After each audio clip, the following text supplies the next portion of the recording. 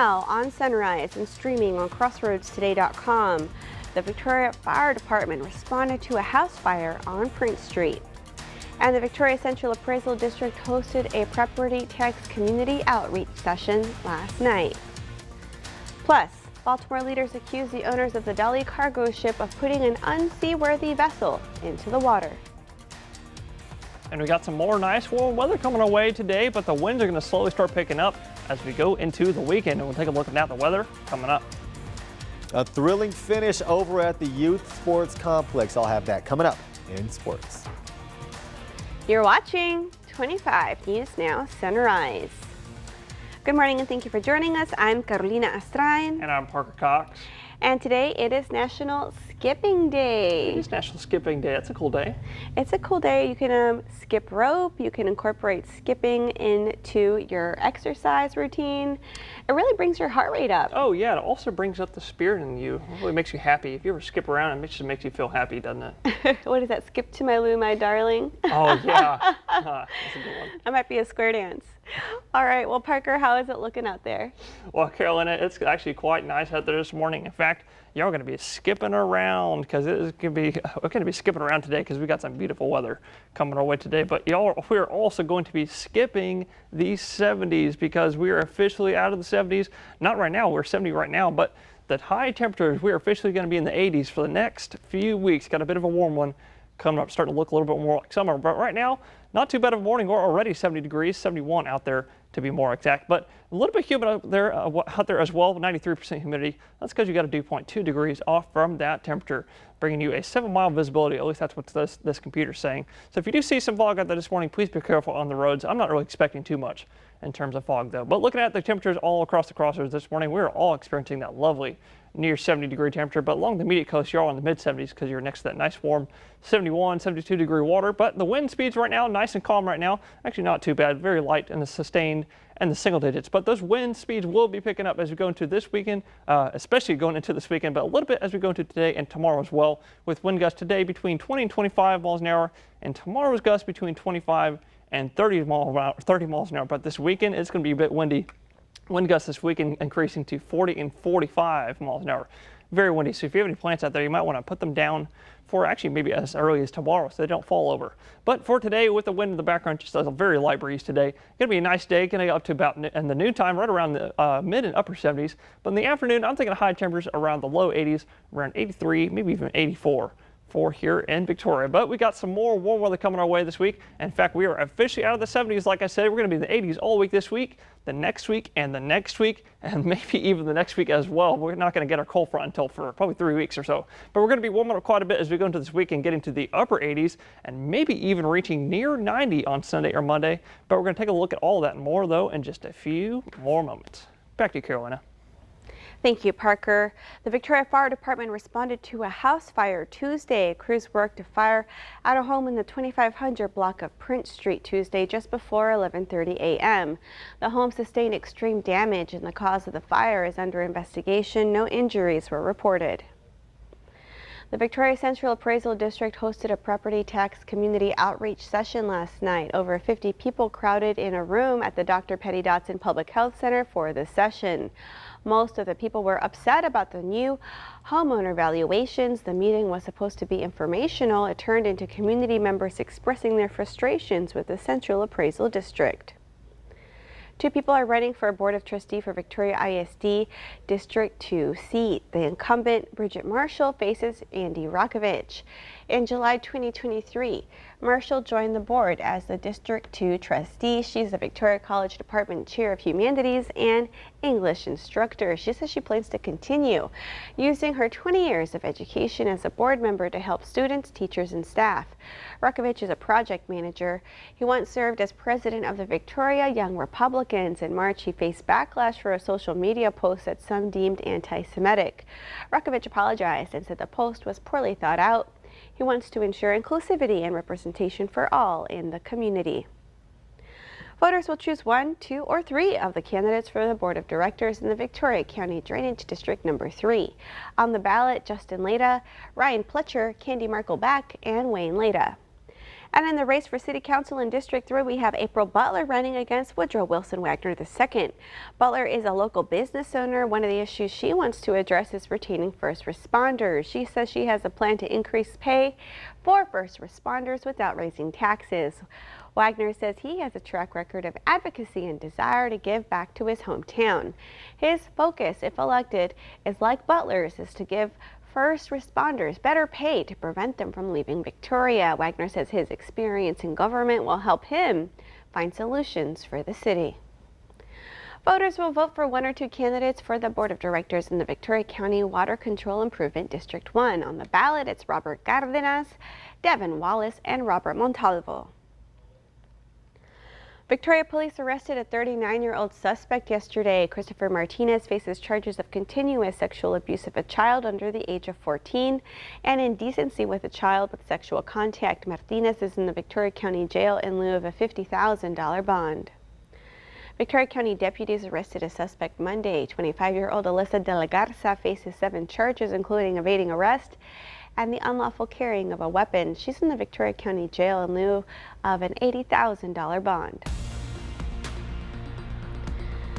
In court filings Monday, Baltimore leaders accused the owners of the Dali cargo ship of putting an unseaworthy vessel into the water.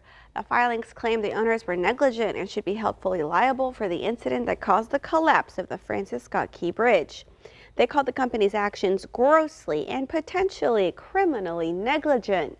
The court filings come in response to a petition filed by the ship's owners seeking to limit their liability from the bridge incident. A spokesperson for the company declined to respond to the city's accusations. Several people were taken into custody Monday at New York University as responders responded to protests. It comes after another encampment popped up at NYU in Manhattan in a move of solidarity with Columbia University students. Last week, authorities arrested more than 100 pro-Palestinian students after the administration called police to report the student protesters as a danger to the campus. Protesters gathered in front of the Stern School of Business to protest on Gould Plaza and were ordered to disperse by 4 p.m. Escalated tension came ahead of the start of the Jewish holiday of Passover. NASA's Voyager 1 spacecraft has finally phoned home to ground control after 5 months of no contact. Launched over 46 years ago, the Interstellar Explorer stopped sending intelligible data back to Earth in November of last year. NASA discovered an issue with a single chip in one of the spacecraft's 3 onboard computers. Unable to physically repair or replace this chip, the team began sending code to new locations in the Voyager's flight data subsystem memory. This proved successful, and now the next step is to enable the spacecraft to begin returning science data back to Earth. Remember, subscribe to our YouTube channel, Crossroads Today. Hit the like button and click the notification bell. The time is now 6:38 on our Wednesday morning. Here's a look at what's coming up on 25 News Now Sunrise. We know the name of one new Victoria ISD board member. I'm ABC's Em Nguyen in Washington. A $95 billion foreign aid bill now heading to President Biden's desk after the U.S. Senate passed it last night. Also tucked into this bill, a TikTok ban. The latest coming up. And also coming up after the break, we'll take a look at your school bus forecast, followed by your weather and health forecast. And later on Sunrise, we're taking a little look at that nice warm weather coming our way real soon.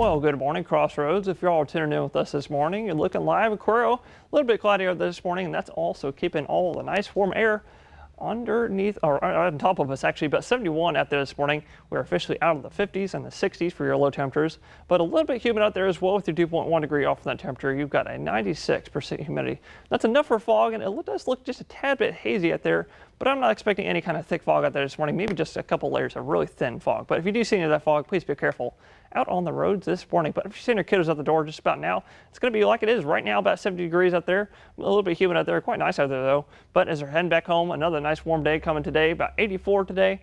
The cloud's going to slowly decrease, and I think a partly cloudy sky is coming away for this afternoon. Beautiful day coming today. But in the background today, grass pollen's going to be high, tree pollen's going to be moderate, so I'll let y'all decide if you want to take an allergy pill or not. And then the UV index is going to be high, especially in the afternoon when the clouds start to clear. But coming our way this weekend, and we're going to start warming up for the next few weeks. We're going to take a look at all that more, though, in just a few more moments. That's it for weather. We're going to look at sports with Zach Brown.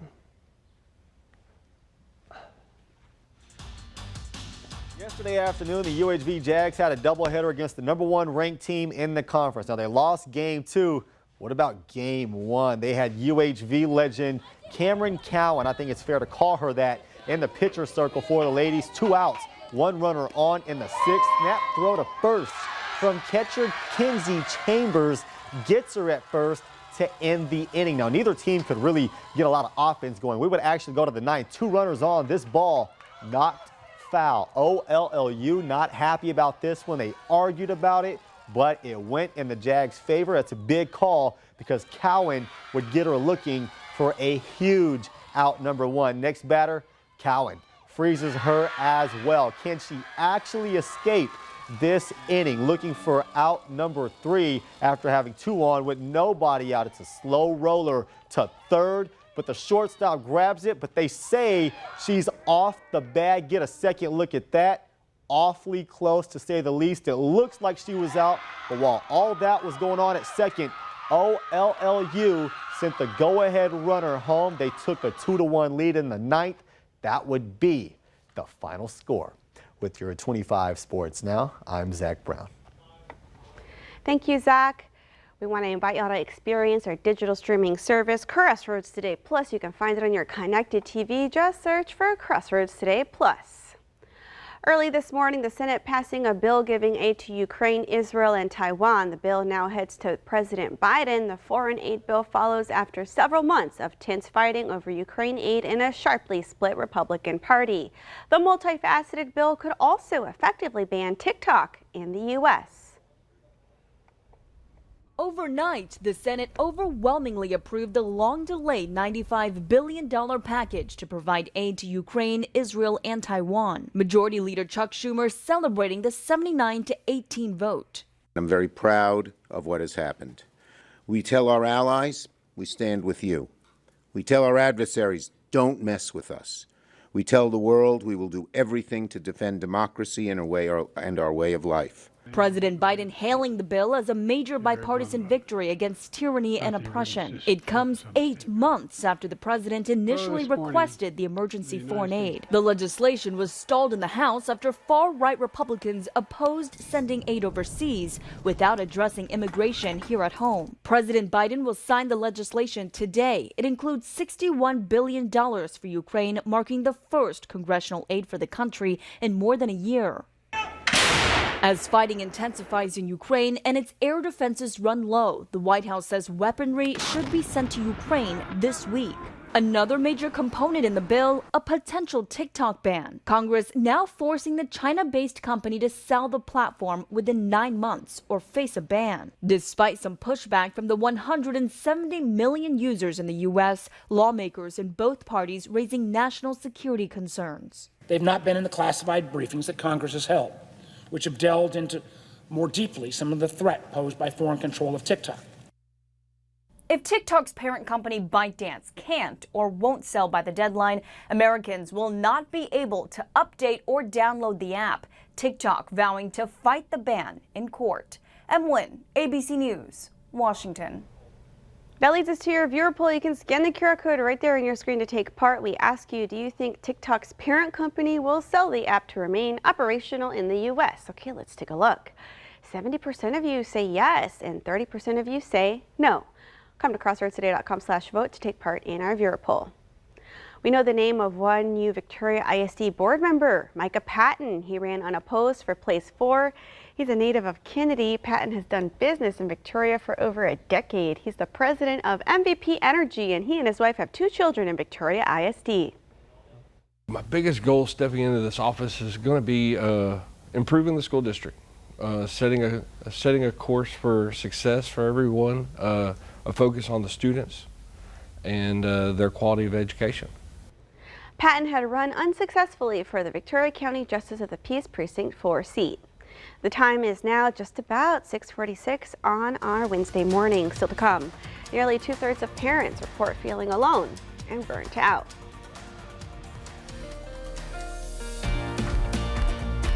Okay, it's time to celebrate some birthdays. Happy birthday to Aslan. Happy 11th birthday, Aslan, from Dad, Grandma, and your family. Have a great day. We love you. Happy birthday, Aslan. And happy birthday to Amelia. Happy 10th birthday, Emmy. We love you more than all the stars in the sky. Love Mom, Dad, Alyssa, and all of your whole family. May God continue to bless you and guide you in all of your days to come. That's a lot of love. That's a lot of love. So sweet. And legendary singer, actress, and director Barbra Streisand with a birthday today. She's 82. Happy birthday, Barbara. Happy birthday, Barbara. And to see your birthday wish live on 25 News Now Sunrise, come to crossroadstoday.com. Click on More, and under Home, you'll see KVU to submit your birthday. The time is now 6:46 on our Wednesday morning. Happy birthday if you're celebrating one today. That's right. Happy birthday. Stay with us. We'll be right back.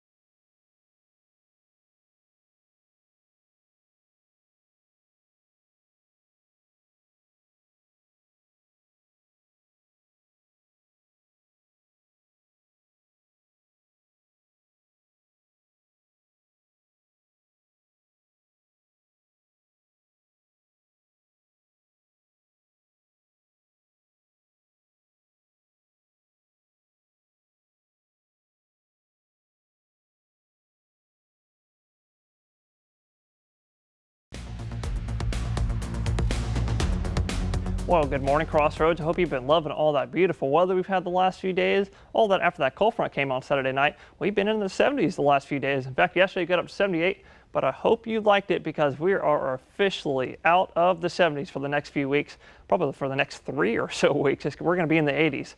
Quite a bit of a warm one coming up real quick. But in fact, talking about today, going to get up to about 84 for the high temperature today. Officially out of the 70s, like I said. But further out west you go, you're going to be approaching 90 right there next to the Mexico border. But coming our way, like I said, as we go into this weekend and later this week, we're going to be approaching the upper 80s going into Saturday and Sunday, and near 90 on Monday and maybe even Sunday as well. Going to be a bit of a warm one coming up, folks, so make sure to get ready for the heat that's coming our way. I'm expecting a really, really hot summer coming away this year, especially with how hot the water is out in the Atlantic. But so be prepared for that. But all that is coming from the high pressure that just returned to the Gulf on Monday, and that's going to continue bringing the southerly winds to our area for the next couple weeks. We're going to take a look at all that and more, though, in just a few more moments. Back to you, Carolina. Thank you, Parker. A new national survey by the Ohio State University Wexner Center says nearly 2/3 of parents report feeling alone and burnt out.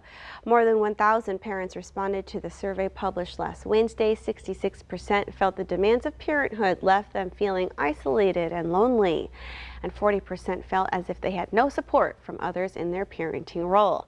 The report found most parents say they would value a way to connect with other parents outside of work and home. Experts suggested looking for walking companions, carpooling groups, or babysitting groups in your neighborhood to help network with other parents. Nearly 40% of people across the U.S. live in unhealthy air, or rather with unhealthy air pollution. A new report released Wednesday by the American Lung Association says researchers analyzed EPA data on air quality throughout the U.S. The group listed extreme heat, drought, and wildfires among factors that have contributed to a rise in deadly air pollution. The American Lung Association gave U.S. counties grades for ozone and 2 measures of particle pollution. Just 5 cities across the nation ranked clean for all measures of particle pollution and ozone. Still to come on Sunrise, news to know before you go. A labor complaint reveals allegations that Boeing retaliated against 2 of its engineers.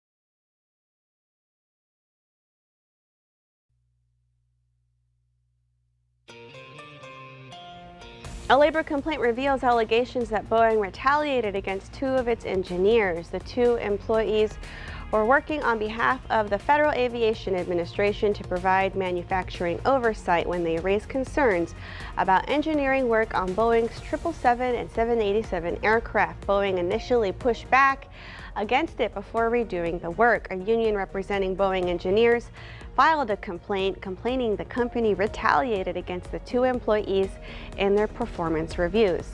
The union says the reviews could harm employees over promotions and layoffs. Boeing says it investigated the incident, but its report could only be shared with the FAA.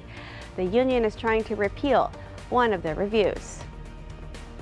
In New York, the second day of testimony in former President Donald Trump's criminal hush money trial wrapped up on Tuesday. The judge overseeing the case has denied Trump's effort to subpoena information from Stormy Daniels. It included her communications with other potential witnesses in the case. Judge Merchant says the subpoenas for information about Daniels' documentary, communications with Michael Cohen, among others, were, quote, overboard. Trump filed a motion to compel Daniels to comply with the subpoena, but prosecutors opposed it. The trial resumes on Thursday. A bill that gives teachers the ability to be armed in school passed the State House despite protest from gun control advocates in Tennessee. The bill passed Tuesday, requiring the educators who want to have concealed weapons to pass a background check and have 40 hours of firearms safety training. School employees will also have to pass a psychological evaluation and additional training on an annual basis. The Tennessee Senate previously passed the bill, and it now heads to the governor's desk for his signature, which is expected. The bill comes after 6 people, including 3 children, were fatally shot at a Nashville elementary school last March. Early voting for the May 4th election is underway. The numbers so far look like this. 130 people voted in person early Tuesday, with a total of 229 in-person votes so far. 28 mail-in votes were received Tuesday, making 165 mail-in votes in total for early voting. Early voting continues through this week. You can vote at the Dr. Patty Dotson Public Health Center Monday through Friday from 8 a.m. to 5 p.m. and the polls will also be open Monday and Tuesday from 7 a.m. to 7 p.m. Governor Greg Abbott has credited his Operation Lone Star for a recent drop in migrant encounters on the Texas-Mexico border. However, immigration and foreign policy experts say the reasons driving the recent shift are much more complicated. Read this story by the Texas Tribune on our website, crossroadstoday.com. And we want to invite y'all to experience our digital streaming service, Crossroads Today Plus. You can find it on your connected TV. Just search for Crossroads Today Plus. And now we have time for a final check of our cloudy sunrise with Parker Cox. Parker, how's it looking? Well, yep, you are correct, Carolyn. It is a little bit cloudy out this morning, but the good news is that clouds are going to slowly decrease as we go into the afternoon, and we've got a beautiful day coming our way today. About 73 out there this morning. We're finally officially out of the 50s and 60s for your low temperatures, and we're officially going to be like that for the next few weeks, and with our highs officially reaching the 80s for the next few weeks. We're officially out of the 70s. But looking at the cloud cover this morning at your satellite, you can't see it, but there is a little bit of a broken layer of some cumulus out there over us this morning. I actually just went out there and checked. But those clouds, like I said, they're going to slowly decrease to partly cloudy skies by this afternoon, maybe even mostly sunny skies in the late afternoon, getting up to about 84 today in Victoria, and about the same thing at Cuero, about 84, and maybe just a tad bit cooler in Port Lavaca because you're next at water, about 81 for the high temperatures today. But you might want to get ready for those 80s because we're going to be warming to the upper 80s this weekend, and we're going to stay in the 80s for probably the next 2 to 3 weeks, maybe even approaching 90 a few of the days in those weeks. All right, thank you, Parker, and thank y'all for joining us. Remember to subscribe to our YouTube channel, Crossroads Today, and join Karina, Don, Mac, and Zach today for 25 News Now at 5, 6, and 10.